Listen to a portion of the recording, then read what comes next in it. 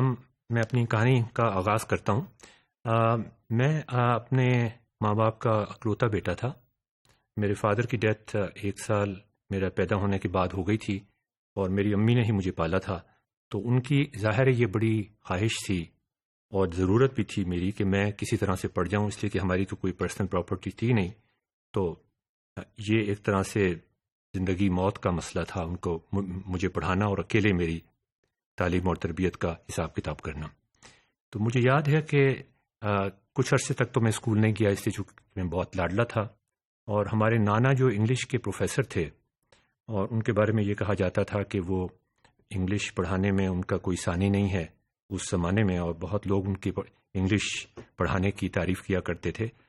تو ایک دن مجھے معلوم ہوا کہ وہ مجھے انگلش پڑھائیں گے۔ میری خالہ نے اور میری امی نے جب مجھے یہ بات بتائی تو انہوں نے کچھ اس طرح سے بتائی کہ تم تو بہت خوش قسمت ہو کہ تمہارے نانا تمہیں انگلش پڑھا رہے ہیں۔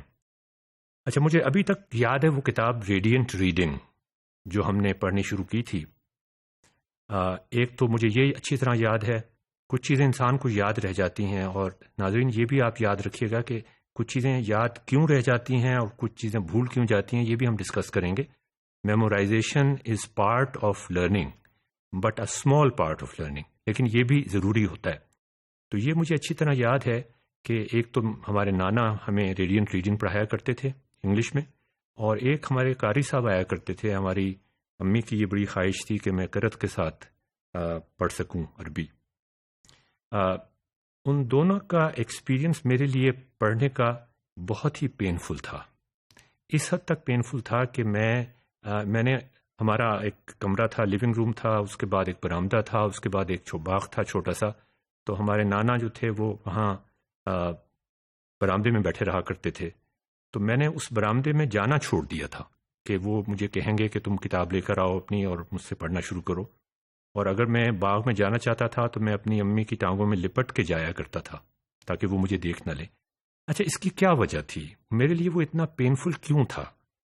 اب میں سوچتا ہوں کہ ریڈینٹ ریڈنگ ان بچوں کے لیے کتاب تھی جن کی مدر ٹنگ انگلش ہوتی ہے۔ اس کا مطلب یہ تھا کہ میں انگلش کے الفاظ پڑھ رہا تھا، انگلش کے الفابیٹ بھی مجھے یاد کر لیے تھے میں نے، اور انگلش کے مضمون یا کہانیاں جو ریڈینٹ ریڈنگ میں ہوتی تھیں وہ میں پڑھتا تھا، لیکن چونکہ مجھے انگلش نہیں آتی تھی اس لیے مجھے کچھ سمجھ نہیں آتا تھا۔ اب یہ جو ایک مسئلہ تھا کہ انڈرسٹینڈنگ تو کوئی نہیں ہو رہی، انڈرسٹینڈنگ کیا، آپ you can't make sense out of it, جو بھی ہم چیز پڑھ رہے ہیں اس کا آپ کو مطلب پتہ نہیں چل رہا۔ اب مجھے جا کے یہ احساس ہوتا ہے کہ یہ جو میری جو تکلیف تھی، جو پینفل تھا یہ پروسیس، یہ بالکل نیچرل تھا۔ ریڈنگ وتھ کمپریہنشن ایک لفظ ہے جو ہم استعمال کرتے ہیں آج کل، کہ آپ جب کوئی چیز پڑھ رہے ہوں یا آپ کو کوئی چیز کوئی پڑھا رہا ہو تو وتھ کمپریہنشن، اس سمجھ کے آپ کو پڑھنی چاہیے۔ اور اس کے لیے نئی پیڈاگوجیز ایجاد ہوئی ہیں، اس کے لیے نئی ٹیکنالوجیز ایجاد ہوئی ہیں۔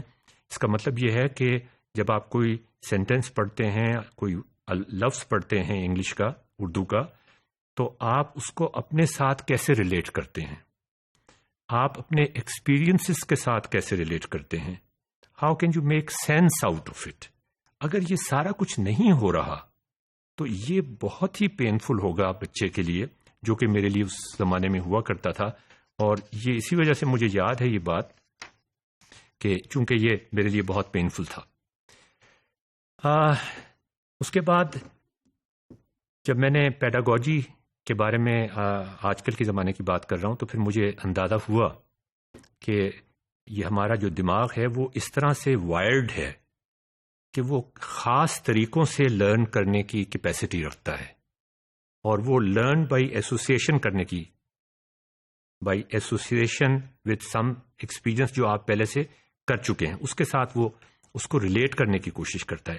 اگر آپ اس کو کوئی ایسی چیز پڑھا رہے ہیں جس کی اس کو سمجھ نہیں آ رہی اور وہ ساری چیزیں ان نون ہیں اس کے لیے، تو وہ اس کے لیے بڑا تکلیف دہ ہوگا، because the mind is trying to make sense out of it, اور وہ ہو نہیں رہا۔ تو جیسے میں نے آپ کو بتایا کہ ریڈینٹ ریڈنگ جو تھی وہ تو انگلش اسپیکنگ بچوں کے لیے تھی، ہمارے لیے کچھ بالکل مختلف حساب ہونا چاہیے تھا۔ اب یہ چیز ہم اس پروگرام میں آگے چل کے ڈیٹیل میں ڈسکس کریں گے کہ نان انگلش اسپیکنگ بچوں کے لیے کون سی پیڈاگوجی ہونی چاہیے، اور اس کے ساتھ ساتھ اس پیڈاگوجی کے ساتھ ساتھ کون سی ٹیکنالوجی استعمال ہونی چاہیے. اس لیے کہ اس زمانے میں تو جو ٹیکنالوجی استعمال ہوتی تھی اس کا بھی میں ذکر کروں گا. ہم تختی پہ لکھا کرتے تھے یا کاپیز پہ لکھا کرتے تھے، اور آج ہمارے پاس کیا کچھ موجود ہے یہ ہم اس کا ذکر کریں گے. تو ناظرین، یہ میرے گھر کی اسکولنگ کی کہانی یہاں پہ ختم ہو جاتی ہے.